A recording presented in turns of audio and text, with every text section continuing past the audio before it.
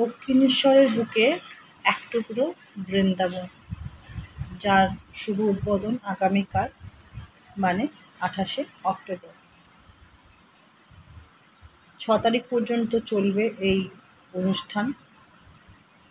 তার প্রারম্ভে তৈরি হচ্ছে যজ্ঞস্থল, স্তূপাকৃত যজ্ঞের কাঠ। এখানে হোমকুণ্ড নির্মাণ করা হয়েছে। প্রচুর মানুষ সমানে এই কাজে এনগেজড আছে, স্বাভাবিক ব্যাপার এটা।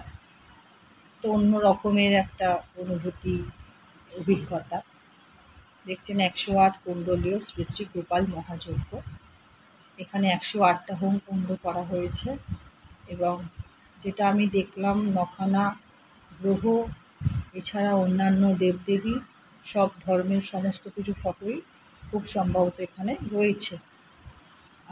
আমি ভেতরে ঢুকিনি, কারণ আমার মনে হলো যজ্ঞ শুরু হওয়ার আগে এই ভূমিতে পা না দেওয়াই ভালো।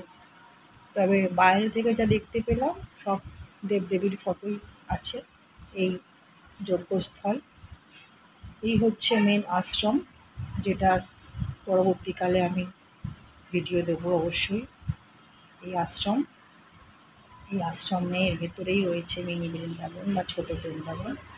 এই আশ্রমের সম্মুখ মানে গেট দেখেই বুঝতে পারছেন কত সুন্দর ভেতরটা। হ্যাঁ, বাইরেটা যতটা সুন্দর, ভেতরটা ততটাই সুন্দর।